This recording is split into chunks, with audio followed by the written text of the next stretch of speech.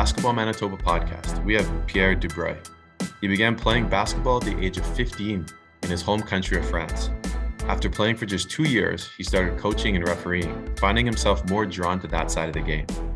For 11 years, he coached and refereed at the pre-national level before moving to Canada in 2018. That summer, he took over the men's basketball program at Providence University. Under his leadership, the Pilots clinched their first MCAC championship in 19 years and repeated as champions this year with an undefeated season in the MCAC. Pierre has led multiple basketball camps in both Canada and France and has mentored several coaches to develop the game of basketball in his community. He was named 2022-2023 MCAC Coach of the Year and serves as the head coach of the 15U Manitoba Provincial Team. Pierre, welcome to the podcast. Thank you, Darcy. It's a pleasure to be there. Absolutely. So I don't know you, Pierre. We were talking a little bit offline. I've interviewed a few people. Again, this community is small, as you know, the basketball community in Manitoba, and I've only interviewed a few people who I didn't know anything about. Like I didn't know anything about them. I hadn't met them before, and I think you're maybe one of two, I believe.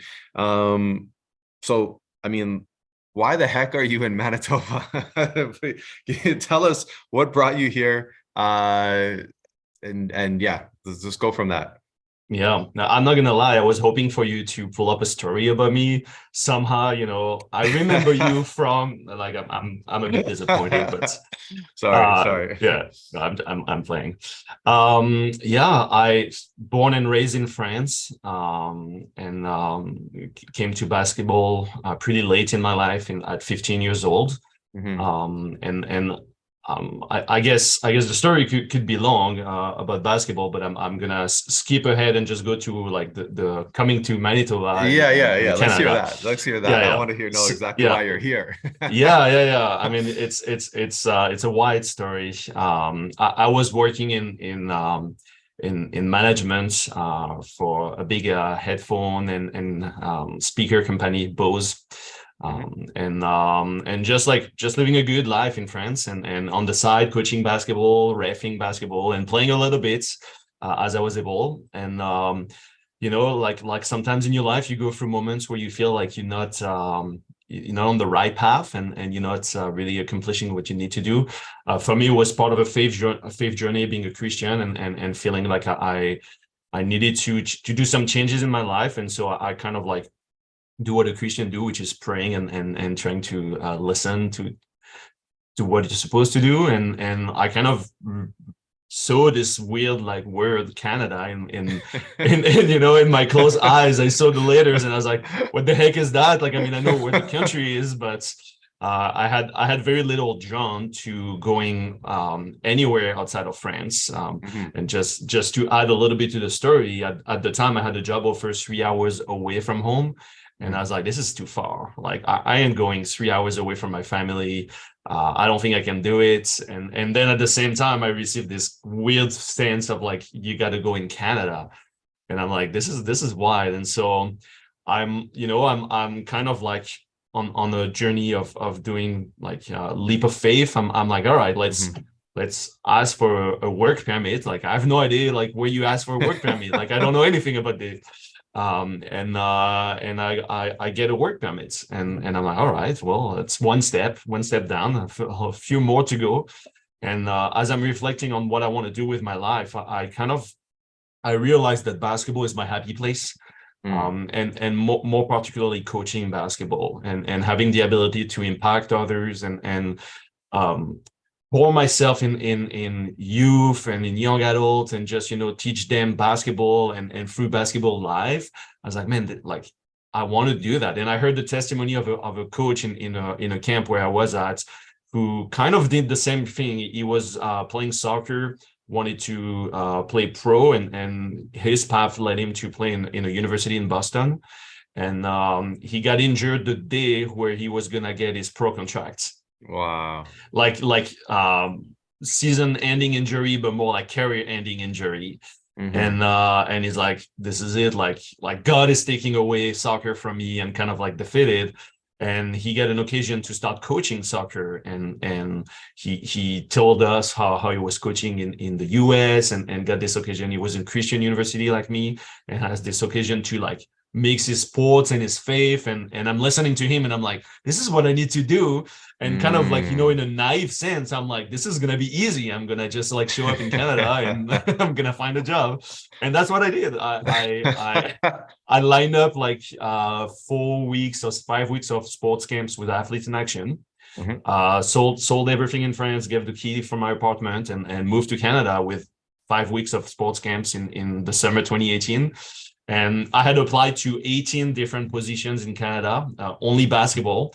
And the very last one I applied to was Providence. And I mean, everybody knows that story here, so I can say it like I felt it. But I look at the job offer and I'm like, this is not attractive.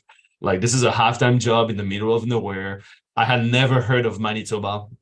The only thing I knew was Quebec. Like, I was like, I'm gonna go to Montreal. But really soon I had to realize that I would need to speak English if I wanted to make a living in basketball. And so I started looking at different provinces, right? I even like went to Toronto to visit the city and kind of get a sense of the vibe. And I was like, yeah, that's the kind of city I can live in, like a big city like in France.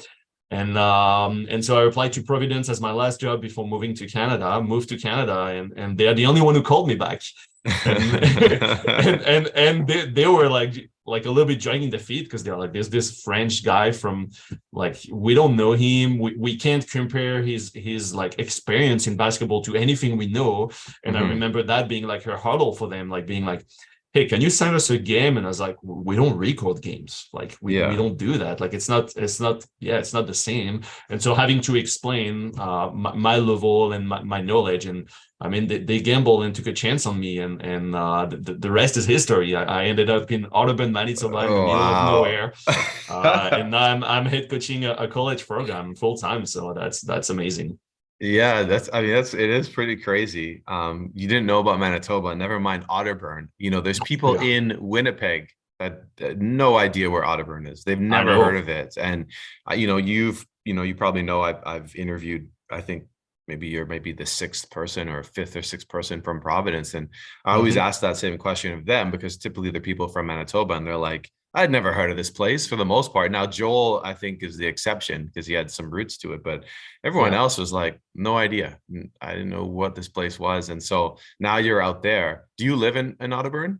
I do. Yeah. I moved on campus last September. I was in Steinbach for my first 4 years. And to cut the cost and be closer to the gym, I moved on campus last September. Yeah. Okay. And so I got to ask, your first winter here. I loved it. Come on. So really? here's the thing. I call from Brittany in France, so it's the little piece of land on the left, close to Normandy, and it's like BC weather. Like we are all like, we're surrounded north and south by the sea. I mean, by the oceans. Same thing on the west side, and so you get rain. It gets into your bones. Like it's really humid. It's not enjoyable at all. And so I came here expecting like kind of the same thing plus the snow, and I realized it was really dry, like really dry winter and everything. And I like, I don't think I'm lying when I say I loved it. Obviously, you discover that you have to cover your face and your fingers. And there's a few times where I gambled with how much I needed to wear, and really, really regretted it. But no, I kind of love it. I mean, it's sunny, white everywhere. It's peaceful. Like I really love it. Nice. And then I guess the summers. I mean, the summers are probably they're fine, right, compared to back home. Yeah, it's kind of the same. I mean, I discovered that mosquitoes here are extremely aggressive, but but other than that, it's fine. That is a great way to put it. They're numerous and aggressive for sure. Yeah. What I was going to ask you is, what do you think about like small town? Like, I mean, you're living in Steinbach before. That's not a big place. No. Again, I'm not sure how big was the city you lived in back in France compared to, obviously not Otterburn, but Steinbach. I mean, you're living in a much different community. What's been your experience in so far as far as being a new person? Yeah, I always compare my city in France to Winnipeg. We were a lot smaller. I think close to 300,000 people in the city. But we were a lot more developed, like two lines of underground subway, like the public transportation is like out of this world. All downtown is for pedestrian, so you can walk and there's no car. Like it's very different. The infrastructures are very different. So it felt more advanced and modern in France. So yeah, you're right. Like when I came to Steinbach already, I was like, oh boy, like this is small. And now in Audubon, it's like I open my window in the morning and there's deer on my backyard. I'm like, this is very different. I like it. I mean, it has its challenges. Coming from a different country at a later on in life, and so not going through college or high school and making friends there, I find it challenging to enter friend circles and just meet people. Sorry, but it's been good. I'm discovering that I actually enjoy being in the peacefulness of the countryside. Like it's weird. Every time I drive to Winnipeg now, I'm like, this is a lot of people. No, for sure. That's interesting. Yeah. It's always interesting to hear, people's, I guess, experience coming to a new place, new country. It's funny you mentioned that's like probably one of the things I enjoy the most about most European cities is, again, they can be 300,000 people, 200,000 people. There's a vibrant center. They always prioritize the transit, and you're not going to find that here in Winnipeg. That's for sure. Both those things are not a priority at all. So no. I always appreciate that about you go to some cities in Europe, and again, sounds like your city is like that. If you were just dumped in the core, you have no idea how many people are in that city. Like you just like, oh, this is pretty busy here. I have no idea, right? And so it's quite the change for sure. All right, so let's thanks for telling that whole story. I mean, I thought it was important for me because I want to know how the heck you got here and why you're here. So this is important. But now I kind of want to get back into your story and go back a little bit and ask you about what are your first memories of basketball? I mean, when in the introduction I said to I read that you played later, you started playing later, and then you shifted very quickly to refereeing and coaching. So what are some of your earliest memories of basketball? How did you actually get started in the game at all? Well, if I tell you that now, I'm gonna give you my funny story that you often ask at the end. So I think you got to do it now. I mean, if the podcast is starting off with a funny story, then it's a good podcast. Right? All right. So I came to basketball at 15 years old because I was really into rap and gangsta style. I was gonna make my players laugh. And so I had no idea who was who in basketball. Like we have little access to the NBA, or we had little access to the NBA. We knew the players, but I wasn't watching any games. And so I bought a LeBron James jersey from the Cavaliers, and Stevie Francis from the Manitoba Magic. Sorry, not Manitoba. Not the club team. And I was wearing them with my oversized shirts and everything, and I was kind of known as the basketball guy in my my local community, even though I could not shoot a basket for saving my life. And so I went to high school, and some of my new friends are like, "Hey, you playing basketball?" And I'm like, "Not really, but I like the vibe of it."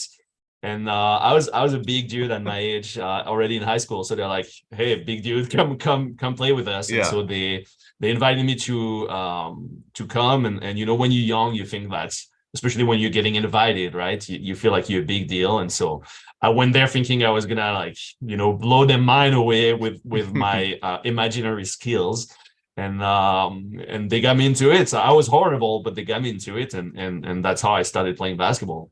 Like prior to that, I had played basketball, just in like with some friends. You find a hoop and a ball and you shoot it, right? But I was a soccer guy. I was a tennis player. I was a track athlete. I mean, a track, not athlete, just a track. I was hanging out on the track, and I also played a German sport, handball. And so that's how I grew up, like playing these sports, and so not at all basketball. Like basketball wasn't part of my story before that. Nobody plays basketball in my family. Like I have no memories of basketball as a kid. It's just like this, you wear the clothes and someone tells you, "Hey, come come play? And I'm like, all right, sure. And I kind of loved it. Yeah. So you just fell in love with it after that. Yeah, fell in love, joined their club, and starting playing with them at U15. Mm-hmm. And yeah, they made me play as a post because again, I was a bit of a bigger kid. And that's where the story derailed a little bit because my coach was more interested in making us practice with the female team to try to make couples than actually teaching us basketball. And so every single practices was just like, we're hanging out with the girls and playing ball, and we're not learning anything. But arrive game time, I'm in charge of taking rebounds on one hand to the other of the court, and that's pretty much it. And not allowed to shoot, not allowed to do anything, like not allowed to learn the Really? game, just allowed to like grab rebounds. And again, I mean, I don't want to insist on that part because it doesn't pay me really a good picture. But I was a bigger kid, so like it was hard to run from one end to another. Mm-hmm. And so I started being, I had this very strange drive to get better.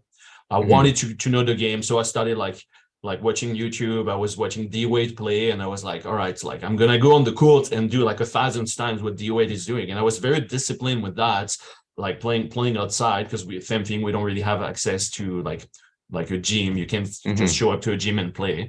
So I was going outside and learning, but as soon as I go back to my club, my coach is like, no, just grab the rebounds. And so I did it Mm-hmm. for 1 year, 2 years, and felt like I wanted more from the game, and felt like I was done competing. I mean, it's sad, right? Like when a Mm-hmm. kid at 16 years old is already like, yeah, I'm done competing, like Yeah. it's not a fun game. And so I started reffing because I Mm-hmm. wanted to stay connecting to the game, and so I started reffing. And I was like, all right, I kind of like that. Like it gave me like a chance to exercise and to learn the rules and just see a different aspect of the game. Mm-hmm. um and then through different events, I started coaching as well, and that's kind of like where I headed from there, and kind of Mm-hmm. like left the playing side and kind of Mm-hmm. went with that. So I started reffing and coaching at 17 years old, and I kind of tell Interesting. people I'm not, I didn't play, and then once I'm washed out, I'm like, all right, what's next? Like, oh, Yeah. let's ref or let's coach. I was like, at 17 years old, I dedicated my time and passion to be a coach and a referee, and so I've learned from a long time now how to coach. I've learned how to talk to players. I've learned how to develop their like skills and everything, as opposed to Mm-hmm. doing it as a player and then kind of like doing the same thing that I've done. I did it in a different way than a lot of coaches. Mm-hmm. Mm-hmm. Yeah, it's definitely a different route. I'm curious, do you think that you would have continued to play if you had a different coach? It's possible. I mean, there's really no way to know. I use my story to tell people about regrets, and how you never regret working hard and doing your best. And if you don't get the results, at least you tried your best, right? Mm-hmm. Mm-hmm. And I always say I regret never trying my best at being a good player, right? I mean, I felt like I Mm. tried, but like obviously without guidance, I was limited. And so I regret not knowing, but it's not the Mm. kind of regret that keep me up at night, because I love what I'm doing. I love being a Of coach. course. Of And course. so, but yeah, I would have loved to know. I think I was, I mean, down the end of my years playing like in men's league and everything, I was becoming a pretty like sharpshooter. And so I Mm-hmm. would have loved to see like, where what I could have done being in shape and basketball shape and all the good things. But Mm-hmm. I took a different Mm-hmm. path, and I love the path that I took. So Yeah, absolutely. I like to reflect on those moments because those are kind of like those fork in the road moments. But I think like there's a different word maybe or a different way to describe it than regret is more you're curious of what could have been, not yep. necessarily that you would change it, but you're like, oh yeah, like I do love the game and obviously it would have been cool to play it. I'm wondering what type of player I could have been, Yeah. but the converse of that is that you probably wouldn't be coaching right now if you didn't make the transition early, right? And so that's the Yeah. thing, like with life, it's just it is what it is, but it's still interesting to ponder Yeah. Oh what yeah. could have been. Yeah, and So and and the different opportunities that you size and different, yeah, like as you say, you can take different path. I mean, for me, I was on track to try to be a professional ref. Okay. And so I was passionate with reffing. And I grew up there's like three different levels in France: departmental, which is like kind of like the lowest level, then there's the regional level, and then what we call the national level, which is not the French national team, but there's like the professional teams, and then different levels in national. Then you go to region, and you have the pre-national level, which is where I stopped. And the pre-national level, like the best way I can put it is like top youth sports level, like Mm-hmm. in terms of like Mm-hmm. the quality of the athletes. Mm-hmm. And so I went really fast to the pre-national level, and was a lead ref at that level. And I was like, all right, I'm gonna, like, this is it. Like I found my career path. I'm gonna be a professional Yeah. ref. But an opportunity offered itself to change club and start coaching in a different club. And like the coach, his name was Cyril Germain. He kind of convinced me. He was like, no, you should come to our club. Like we could pay for you coaching training. We could develop you. And I was like, all right, let's try. Right. And Mm-hmm. in that club, they had a professional women's team, like playing at the second professional level in France. Mm-hmm. And so I was surrounded by professional coaches. Cyril was one of them, and the other one, her name was Fred Prudhomme, and she happens to be the former captain of the French national team. And Okay. so, lots of experience as a player. She was an amazing player development coach. Like, even though she was coaching the professional team, she was also developing young kids. And so I was helping her, and I had the chance in that club my first year to be an assistant coach at the national level. Wow. And then just one decision. If I had stayed in a different club, it was a men's club, a lot more oriented with like towards reffing for me, and so I would probably have stayed on the reffing like side of things. And switching to this different club that had like all these professional coaches willing to develop me led me to kind of like balance both. I wouldn't say at that time I went like all in coaching and no reffing. I kept reffing, but Mm-hmm. slowly coaching like took over because I developed myself, and then some stuff happened with the reffing that made it more difficult to advance, Mm-hmm. and then I fully focused on coaching. Interesting. So then how long were you coaching for? So when we opened up the podcast, you shared a story of, how you came here and you had this moment, you prayed and you got this, all that stuff. Which I love, by the way. And now you're here.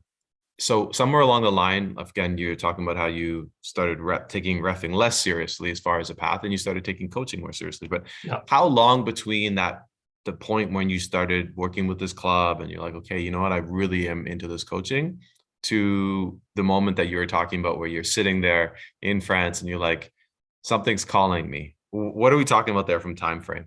About 11 years. Okay, so you put in a lot of work Yeah. Yeah. before then. Yeah, I had a few Okay. years where I stopped in between, because if you were making the math, that would not like adds up with my age. Mm-hmm. But there's a few years where I stopped, like especially when I started working, as a young adult, like Of I course. had less time.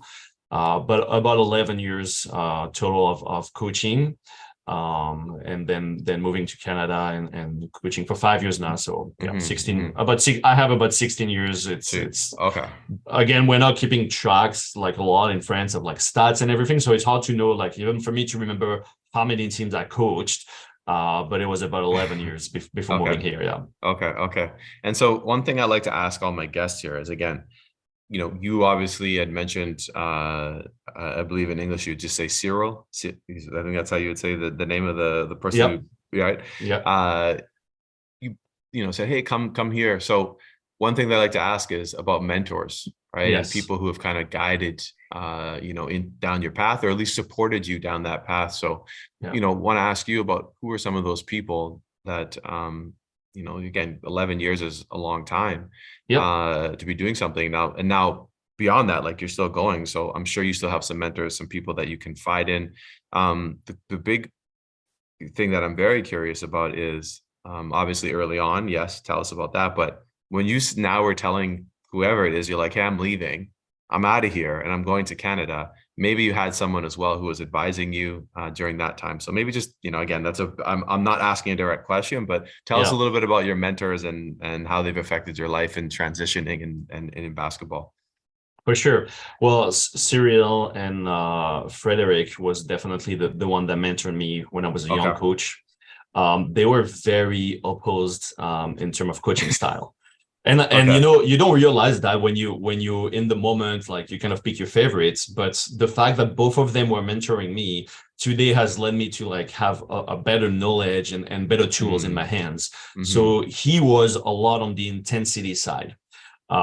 His thing was like courir, running, Yeah. and he was yelling it like every single time, Yeah. like Like during games, run, like run. Yeah. run, Yeah. run. And Yeah. so he was super intense, always red, like not in a disrespectful way, but very Yeah. intense, very on Yeah. top of like the technique, strategy and everything. And so I took his energy, I took his passion and how he talks, about the game. And Mm-hmm. from her, she was a gentle soul. She was the most Okay. knowledgeable coach I knew, but she was a gentle soul. She cared so deeply about the players, so deeply about their lives, and trying to help them like just be the best version of themselves. Mm-hmm. And I took that from her, this need to develop relationships and invest in relationships. And Mm-hmm. even though you have some like misses along the ways, like like relationships don't work every time. Mm-hmm. Like I took that from her, and so they kind of both guided me and trusted me. Like they trusted me with like good level teams and being able to like coach that level. And when it was too high for me, I was an assistant coach, but still they trusted me, to work with high level athletes. I wouldn't be able to tell you names because it was a long time ago, but when I was about 18 or 19 years old, I was assistant coach, not assistant coach, I was assisting practice time with a U17 high performance girls team. And I would say at least three of these players are playing in professional like teams in Europe right now. Mm-hmm. Mm-hmm. And once in a while, when I would watch like games in Europe, and I was like, wait, like I think I know her, like I Yeah. recognize Yeah. her. Yeah. She's Yeah. she's still Yeah. playing, and so that's Yeah. that's kind of cool, right? I had the occasion to touch that. Um, Moving to Canada was I was already a bit removed from my club. I had changed club at that time, and I was in a different club, a lot less like performance based, more like developing youth and everything. Mm-hmm. I would say they were not my mentor, but I had like one guy was actually from Montreal, and so he kind of like gave me some pointers. And my Mm-hmm. coach Junior played university in the state, so he had a good understanding on how things work, and so they kind Mm-hmm. of gave me some pointers on that as well. Yeah, and today I unfortunately don't have I'm up for grab. I don't have a direct mentor, but I'm every time I can I go to Kirby Sheps and Mm-hmm. Mike Rambo, and just like Mm-hmm. I sat down with Mike. I'm very thankful for that, like a few days ago, and just like like try to grab as much knowledge and wisdom from these guys, and guys like Steve Taki, who's my assistant Mm-hmm. coach for the provincial team, and even Mm-hmm. Joel like has been there for a long time, my coworker from the women's side. And so I yeah, I mean I try to be open to everybody. It doesn't matter what level you coach, there's always something you can learn. Mm-hmm. I'm into like listening to professional coaches or college like coaches, Coach K, John Shire. I'm a big Duke guy. Sorry if sorry for the people who are gonna listen and don't like Duke. I'm a big Duke guy. Um, and like Steve Kerr, I enjoyed his biography. So yeah, Mm-hmm. I'm trying to learn from anybody who can share something. Interesting, interesting. So it's a great kind of segue because you set it up. I'm always curious about, you'd mentioned your mentors had different styles, and you talked about community building and connection with people. You've now brought up Steve Kerr and other people.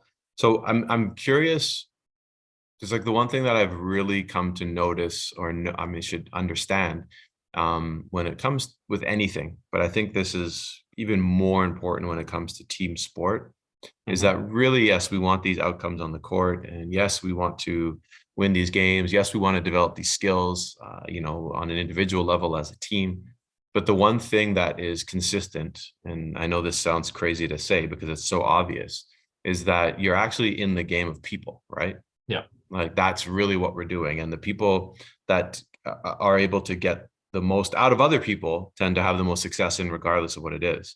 So Yeah. I'm actually, curious, what are some of your philosophies, strategies, even like I use the word tricks because sometimes it's as simple as like, you trick your players into thinking something, but Yeah. realistically, what are some of those things that you prioritize to build culture Yeah. within your programs, and maybe just, one-on-one with players as well, some of those values. Yeah, well, first of all, you're absolutely right. Coaching is relationship based, or at least should be, in my opinion. And you only get the best out of people if they trust you and if you trust them and if you have this relationship with them, right?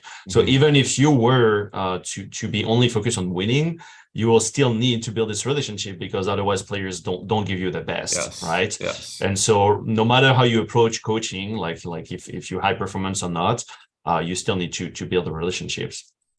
It does take time, and I've learned the wrong way, unfortunately. That's you need to nurture a relationship, and you can Hmm. burn bridges like very easily when you say the wrong thing. So and I mean, for me coming to Canada, different culture, different ways to do things. I've never been in one place coaching one team, recruiting my players and Mm. developing them. That was very new for me. So Hmm. but by no means I think I have the perfect answers to any of the questions you ask because I'm still learning. Hmm. I've so from Coach K, every time I'm listening to him or listening to interviews, I took on that he was very good at building relationships, which sounds kind of crazy because you also read so many stories of him like just like yelling at your face and like bringing you to the Yeah, gym at 4 a.m. after a road trip to like make you run yeah, for hours, and you're like, all yeah, right, yeah. that's interesting how he combines both.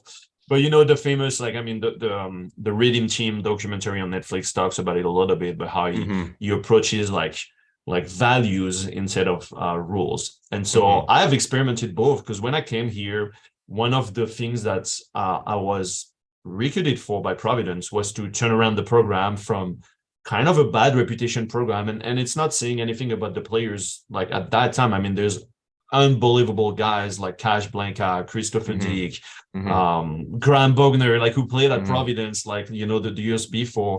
Hmm. And they were unbelievable human beings and unbelievable players, but they were so a little bit of some bad apples and Hmm. guys who, not didn't have the greatest reputation. And so but my athletic director, Scott Masterson, really wanted me to turn around the program in that aspect. And Hmm. so my first reaction, based on my background, was like, let's put some rules. And so my first year, I made the player sign a contract. You shall not do that. You will do that. you will not do that. Hmm. And players respected it. Like they embraced it. And even Hmm. even if some of them were um not on board with everything, they respected it, and I appreciated that. And to do a side note about the trick, I sometimes use rules just to teach that in life you don't always do what you want. Like Hmm. I had one rule that I remember players always like being against, and it was a silly rule, but they didn't like it, and I was like, honestly, I actually don't really care that much, but because it triggers you in like not liking it, I'm just gonna keep it. So you learn that sometimes you just have to do what I'm asking. And so I had this set of rules, and I went into year two kind of the same way, but then I studied. When you open yourself to the English language, Hmm. you also open yourself to a lot of resources. And so I as I learned English and as I got better at learning English and listening to English, I was able to listen to so many coaches and so many like Hmm. wisdom out there that you can listen. There's a lot of Hmm. crap as Hmm. well, but if you Hmm. select what you listen to, there's some great stuff. And so Hmm. I Hmm. started reflecting on values and principles, and I consider myself a man of value. I try to approach life with honesty and communication and respect and this kind of value. And Hmm. so I was like, how does it look like to um either way sell your values to your players or get them to give you their values Hmm. and build your culture like that. So Hmm. I actually, I'm in year two. I've experimented that. So last year after COVID, we didn't have any rules. It was more principles. Hey, let's agree to conduct ourselves in this way or this way. Hmm. But Hmm. this year I wanted to take it to the next level. So I found I found something that I tried with my team and I thought was pretty good. So what we did is we sat down in a classroom early in training camp, and I gave them a list of values that they could like or dislike. And so we did a draft. So individually, they selected like I don't remember exactly. I think there was 16 values on both sides, and you kind of match them up in a March Madness bracket, and they advance to the final four. And then you keep your 4 values. And then you meet with 3 or 4 teammates, and everybody takes his 4 values and re-implement them into the 16, and you kind of like go again and like match them up until you all agree on 4 values. And then we do it as a group. And so everybody did it. And at the end, we had this big debate where everybody was like, well, that value kind of sounds like this one. And I think this one is better because of that. But I think this one. And we kind of like, talked about that and came out with our values for the year. And it didn't exactly look like what I wanted at first. But I was like, you know what? If it comes from them, then they're going to carry it and it's going to be better. And so, it was very interesting to go with that. That's kind of how I try to build my culture, like building relationship, like having players one-on-one, like learning from them and learning what they like and kind of like building from there, but also having them sharing their values and the standard and the things we want to carry ourselves with. It takes a lot of time though. Like it's not, an instant process. And you do it once and then you kind of like done doing it. Like, of course. Like I don't even know next year, if I'm gonna do the same values or if we're gonna change, if I want to do something different. So we'll see. But just for reference, the values were accountability, communication, discipline, and hustle. Leading towards excellence. So that's the thing that didn't went as planned. Like we ended up with 5 values that we were really fighting like for, and we realized by searching the definition of excellence that should be an end goal and not just a value. And so we put excellence on top, and then accountability, communication, discipline, and hustle, and kind of like going towards excellence. And sorry, go ahead. No, we had a successful season in results, but also at the end of the season, most of my players told me that this was the best year in terms of team chemistry and camaraderie. Like they had a blast, and so whether it came from the values or not doesn't exactly matter. Like the end results matter, right? And so it's a mix of everything that you do that leads to an end result that is awesome. I think that's what I'm curious about is you had said, hey, this is the first time I did this. It was successful. The players bought in. So was it the actual, just the exercise? Like, again, values aside, like they're always going to pick good values. No, they're not going to be a list of poor values, right? So that aside, I mean, the exercise itself may be the actual practice that helps to define your culture, right? That is literally accountability, right? You're telling them, hey, like you're going to pick this, like you're going to be the one who's accountable for choosing our values. And so is this something that like in the back of your mind, have you made a decision on if you're going to do it again this coming year or not? The part I'm not sure is, do I use the same values and kind of like go with that and be like, hey, this is the program values, like let's talk about it. What do you think like goes into this value? Or if we redo the exercise, from the start. But we tried, I mean, like to piggyback right on what you just said, we tried, it was on every single sheet that we gave them. Like scouting reports, plays, practice sheet. On the top, you had the 4 values and excellence on the top. And me and my coaching staff, when we talk, we try to really talk about the values. Hey, what are we missing right now? Like, are we good at communication right now? Are we hustling in everything we do? Do we have discipline? Like, are we accountable to our actions? And so we try to loop back, and sometimes it's very subtle, and sometimes it's like very explicit in your face. Hey, our values are supposed to be disciplined. We're not disciplined right now, right? Yes. And so we went with that. I might ask my captains, should we keep the same values? Should we like change them? But I think the exercise in itself was very good for us. But then it comes down to like, if you do the exercise at the beginning of the season, then kind of like left it on the side and go on with the season. Like, it doesn't matter. Like, you have to like bring it back on the front page every single day and talk about it. And if you don't talk about it, carry yourself with it, right? Yes. And I think these 4 values really reflected well on what we did and how I coach. And so whether the players understood or not, that we were referring to the values and referencing to them, sorry.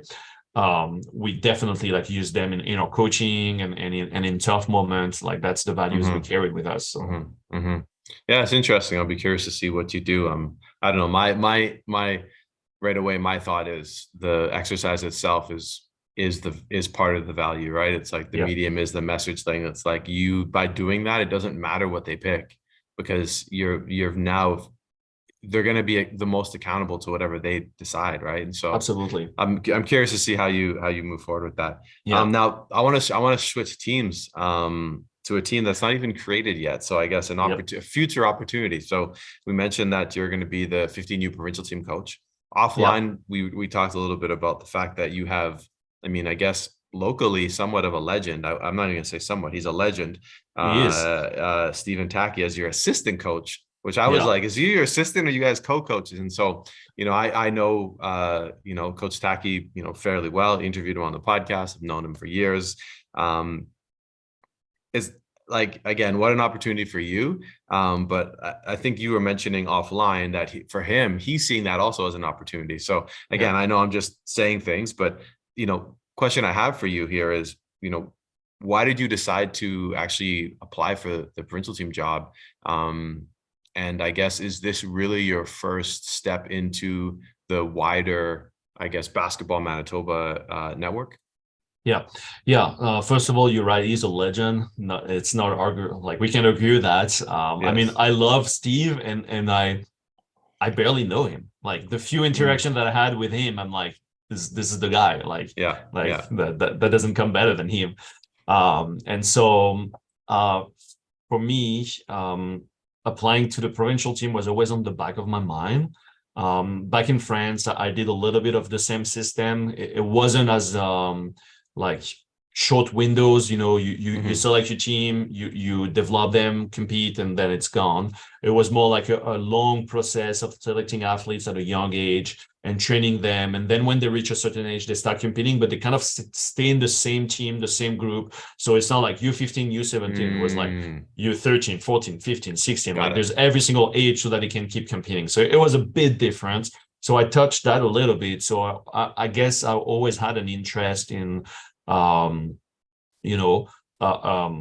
mean, I see Basketball Manitoba as the governing body of basketball in Manitoba.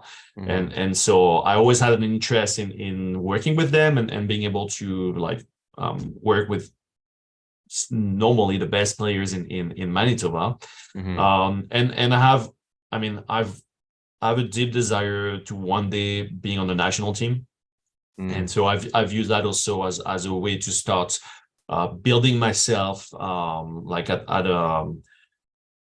the national level, because we're gonna go to the national championship. I'm gonna meet like coaches from around the province and kind of like start building your resume and your network that way. So that was always in the back of my mind to apply. I was extremely busy my first few years. Like, I've coached multiple sports camps over the summer, and so this summer was actually the first summer where I was like, all right, I think I have time. I think I can commit to it, and so I'm very happy to have been selected and to be given this chance. So did you apply with Steve as your assistant coach already?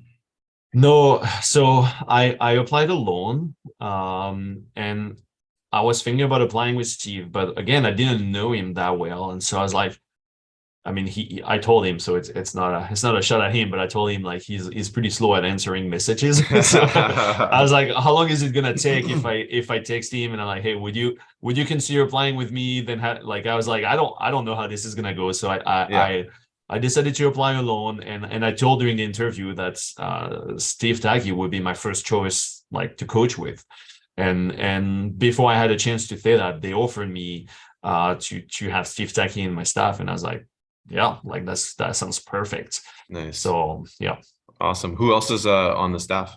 Do you have other assistants?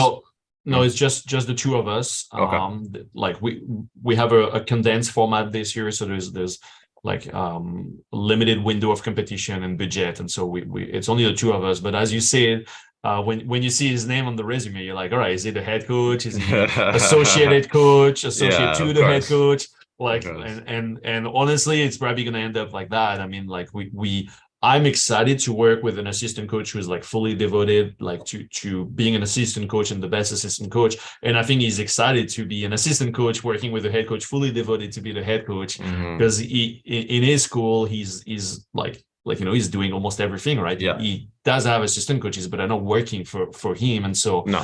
and same for me. I have four assistant coaches that are amazing, but they're not working for me. They have their Hmm. job and they're helping the team. Hmm. And so for us, we kind of like found ourselves, on this path of like, hey, I kind of want to see what it's like to have like a knowledgeable assistant coach who is like, you don't need to tell him anything, he's gonna do it by Yeah. himself. And he was kind of like, I want to see how it looks like to be assistant coach to a head coach who has the capacity to not need like everything from me. Like, I'm not Yes. mentoring him, I'm working with him. And so I Hmm. think we're a great match, and we're both very excited to work with each other. And just like the tryouts are next week, and so we not like this last few days we've been talking a lot about what we want to do, and I think we're very excited to work with each other. Nice, nice. Trials. Yeah. So this would this be your first I guess this is your first venture into the larger, I think you've done some camps with Basketball Manitoba before, if I'm not mistaken. Yes, Have you? this year I did This year. excuse me, the university spring camp. I was also part of the selection committee for the provincial team for Okay. 2 years. So I've Okay. been there. I've seen how it's run. I've Okay. an idea of like the tryouts. I would say it's still my first time like being actively part of Yes. it. Yes. Yeah. People, well, this is where people are like, who's this Pierre guy? Like people who Yeah, don't know you, right? You're yeah. not like, yeah, no, that's cool. What I mean, we brought up the new competition format a few times. I'm curious, what does it look like? How many trips do you go on before you actually go to nationals? How Yeah. often are you So practicing? yeah, so I don't know what was before, so I can only tell you what is now, and Yes. and hopefully you can compare it to what you know. We only go on one trip. We're going to Okay. Regina on beginning of July, Okay. and hopefully playing 2 to 3 games over there. We're trying to have Alberta coming and kind of like doing a 3-team tournament. Hmm. We have 30 official practice time between the beginning of June and the end of July. And then we're Hmm. going to Sherbrooke, Quebec for the national championship the first week of Hmm. August.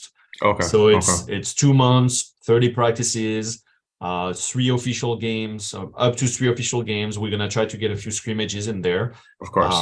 and then the national championship. So a very short window to develop and create a team from the scratch, because these athletes are not playing with each other. So For sure, for sure. I guess only the I guess the other side of things with Manitoba is, they all know each other. So that's the other thing, and yeah, and yeah, they've sorry. been playing against each other, and I'm sure some of the players will come from the same club as well. So I think that's the other side of it. Now the thing is you're going to want to, you're building a new team, and so that takes time, and so yeah, it'll be interesting to see how your experience is. I mean, it's probably better that you don't have the old way as a reference. You're Yeah, like, this is what it is, and yep, you can plan, and your expectation is very focused on what is rather than what was. yes. No, it'll be interesting. What So kind of we're getting close to the end here. So you'd mentioned already the funniest basketball story. I do ask that question, and I won't ask it again unless you have another one and that you want to share. Okay, so if you do, great. Just be like, hey, I actually do want to share one. But I do want to know what your most memorable basketball story or moment is throughout your career. Yeah. Um, Obviously, there's been a lot of great moments and a lot of great time with players and coaches and all of the good stuff. But I think the one that I would like to say is winning our first championship last year, Mm, because a lot of people know that we won last year the MCAC, so the Manitoba Conference. Um, a lot of people know that it had been 19 years since we won the MCAC, so that was like an a big moment for that. But not a lot of people know what happened the week leading to the championship. Okay. So last year was still considered COVID, right? COVID season, and so Providence is playing in 3 different leagues. One in Manitoba, the MCAC, the NIAC, and the NCCA Division 2 in the US. And so because of COVID, we were not able to travel during the regular season in the US. And so we played every single games in Manitoba against San Boniface and CMU. And like mid January, they opened up the border, or at least they made it a little bit easier for us to travel. And so we decided to go down to Wisconsin for regional tournaments. And so we go there with the understanding that we're gonna need to get COVID tests. And on the way back at the border, like we all need to be clean to be able to cross back. And that's the week before the MCAC championship. Okay. I think you can sense where this is going. So we go down to Wisconsin, we play in the regional tournaments, and it's over like Thursday to Sunday. And so we are on the way back to Manitoba on Saturday, and we stop in Minneapolis. And everybody, like, it was the time where everybody received like the results of the test. And I go to bed like whatever, and wake up in the morning, and I have a lot of messages on my phone, and a lot of messages from my players. Like most of them saying I'm negative, we good to go, and 2 saying I'm positive. And you know, like you just wake up and you start processing what that means. Like they can't cross back the Canadian border. I mean, they could have crossed, but like the isolation and it would have been like somehow crazy. And so we meet as a coaching staff. We meet with the players, and we realize 2 of them are positive, and they can't come back in Manitoba. And I decide to stay with them. I'm like, I'm not leaving you in the States behind by your own. And even if I was, like, how are you going to survive? You're supposed to stay in your room. So we book a hotel room like close to the border, and I say goodbye to the rest of the team, goodbye to the women's team, goodbye to Joel, and like see you whenever we see you.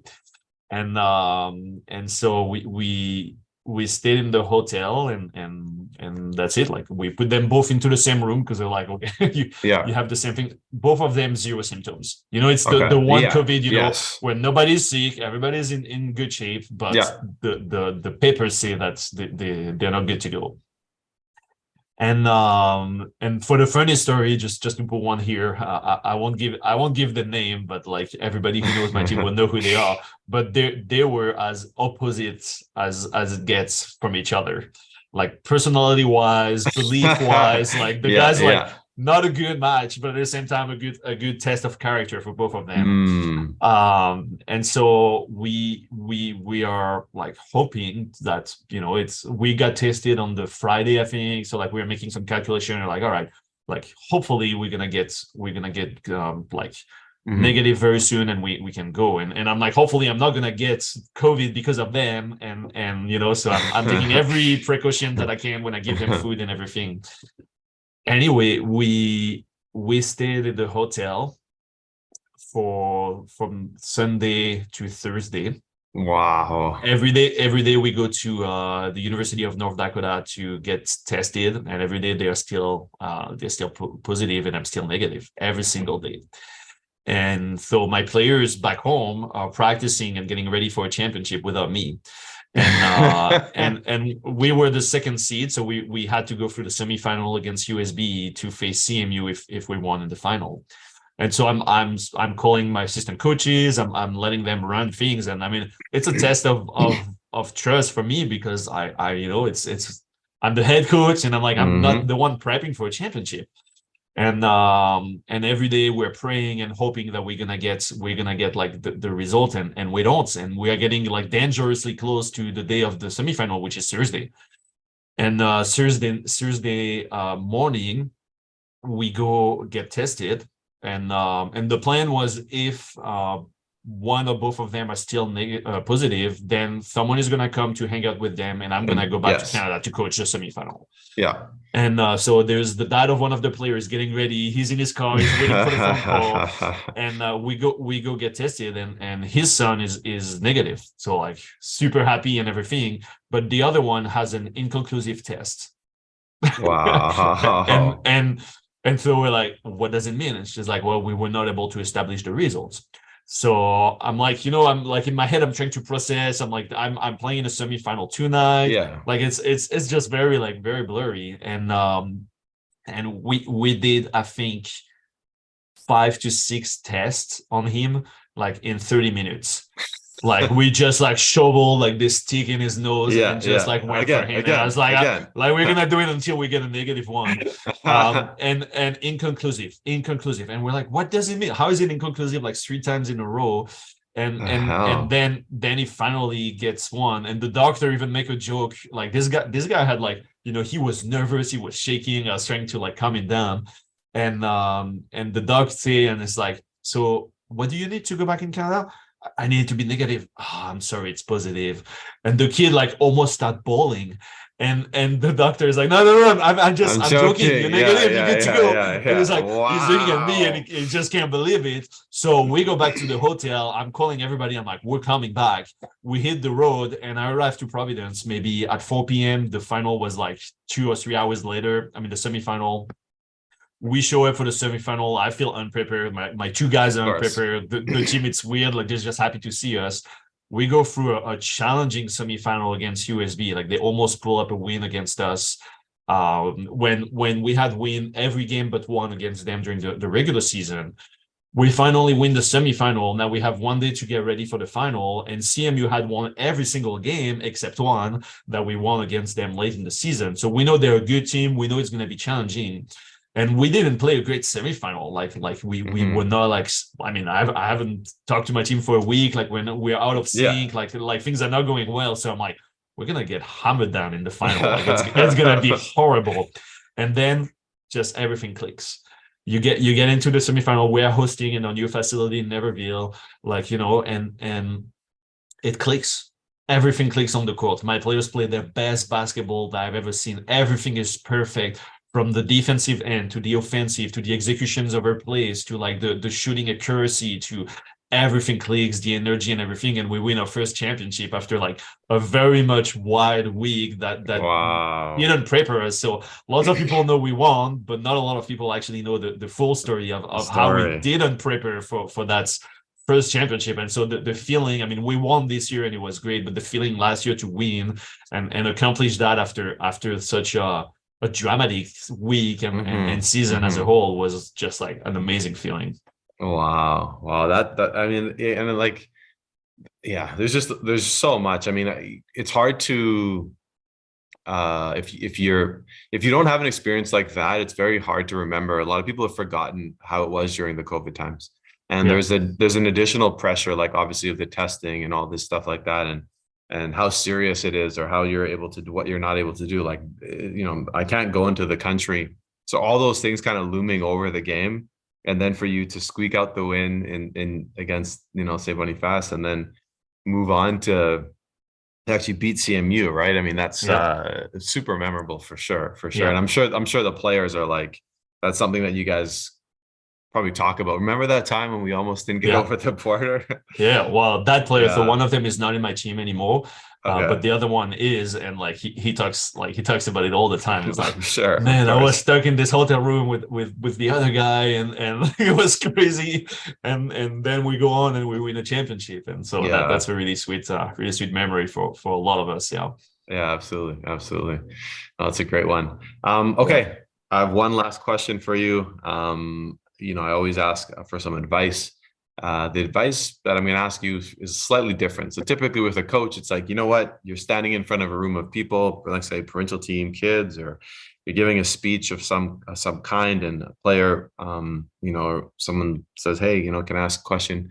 And they want to know some advice on how they can become a coach. But I want to add to that. I want to know, adding to it, maybe the question I actually want to ask you is, What is some advice for someone who is new to an experience, whether it be basketball like you were when you were 15, but more so to a community, to a city, to a country, and they want to meet new people, but they also want to, essentially, do what you've done. So they want to establish themselves in the community.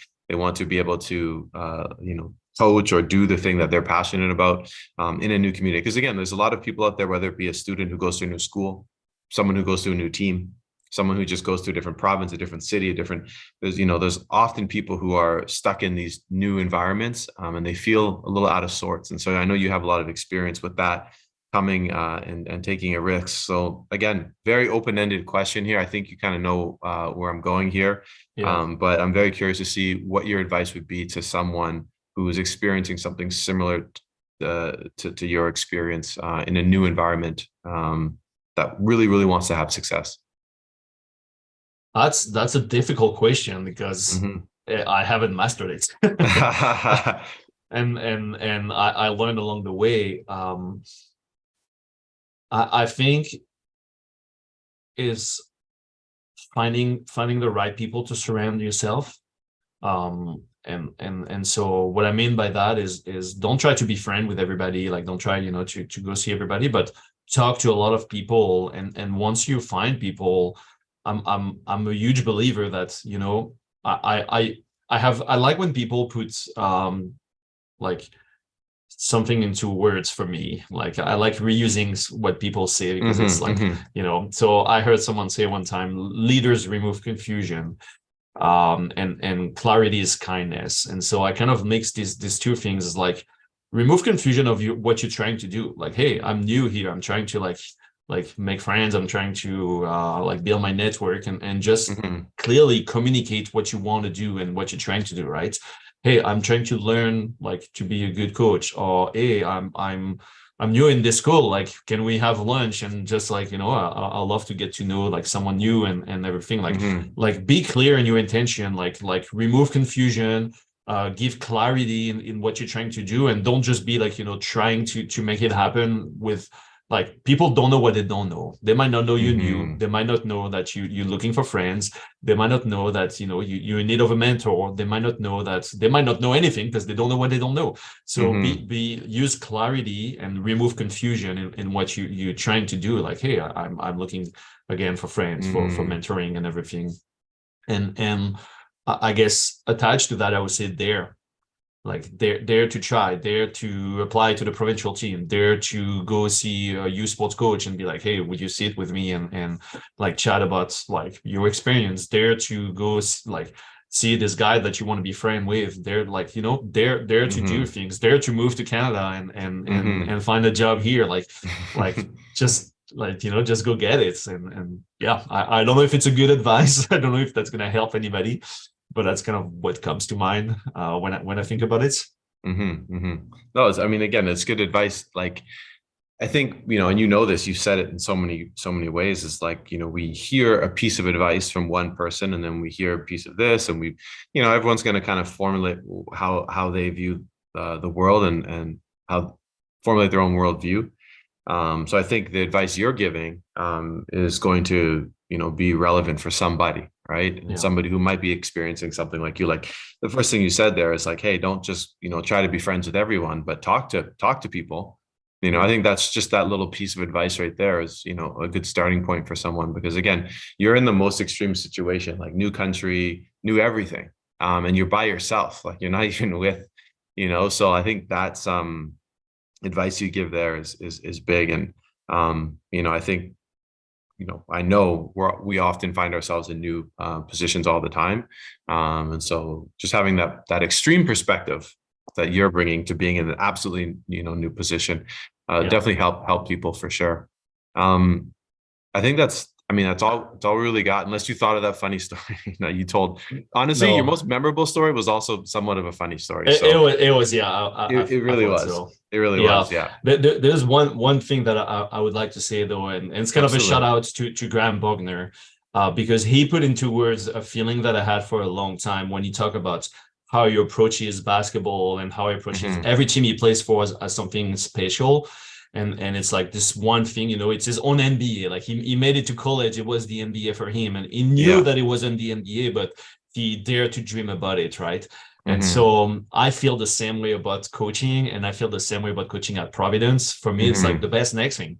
And it's not like Mhm. I don't know that there's higher level and there's Of division one. course. Like I'm not, oblivious to the truth, but I'm like, this is where I am. Why would I not make Mhm. it the most special thing that I can, like, once I'm here? And so I Mhm. just want to give him a shout out for putting into words how I was feeling. I reached out to him and told him, but I also want to like say that to players and coaches and refereeing, like make it something special, make it your best, because it could be like that. You don't need to play Mhm. at the highest level. You don't need to sign a Division 1 contract. You don't need to be coaching the NBA. You don't need to be reffing the NBA for that Mhm. to be something great. You can make it great where you're at. And Yes. and Graham make it like, I was listening to him and I was like, man, this is it. Like this is how I was feeling inside. He just like put it into words, and I reached out to him Yeah. and I was like, man, I have to thank you, because this is exactly how I feel. And I think that a lot of players could be so much better, or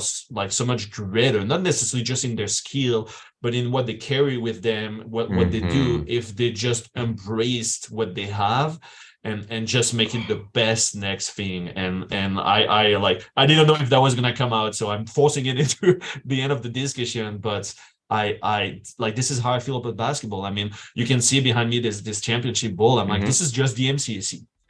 I know it's Mhm. a small league. I know like a lot of people don't even know that the MCAC exists. It doesn't matter. Like, this is where I Mhm. coach. This is my NBA for now. And if one day I make it to the U Sport, or one day I make it to the NBA, then that would be my NBA. But right now, Providence Exactly. University, the college basketball level is my NBA, and I dare to dream about it, right? I dare to dream Yeah. that this is the best next thing. And so I would love to see players, coaches, everybody just embracing that, instead of being like kind of gray and sad about where they're Mhm. at. Like, just embrace it Mhm. and make it the best thing that you can. Yeah, yeah, absolutely, absolutely. I love that advice, and shout out to my good friend Graham. That always rings true to me as well. It's a great reminder of kind of to just to maximize yourself in whatever you're doing, right? I think Yeah. that's the lesson he gives out for sure. So I appreciate you, Pierre, and good luck through this summer with the provincial team. It's I'm sure it's going to be another great experience for you. And again, as we talked, working with Coach Taki, that's going to be Yeah. cool. And then traveling a little bit, with the group of guys, and just good luck. I mean, and I think obviously, like I said, we started the podcast. I knew nothing about you. You shared your story, and you're part of this community for the time being. Again, I don't know if eventually, you said you have some greater goals that would likely take you outside this community, but for now, you're part of this Manitoba basketball community. So it was really great to talk with you and hear your story, and I just wish you good luck. Yeah. Thank you, Darcy. It was a real pleasure for me and an honor to be on this podcast. Awesome. All right, take care, Pierre. Yeah. Thanks for listening to today's episode. Please like, subscribe, follow, and share this series, and reach out to us with your comments on the show. Thanks again for joining us.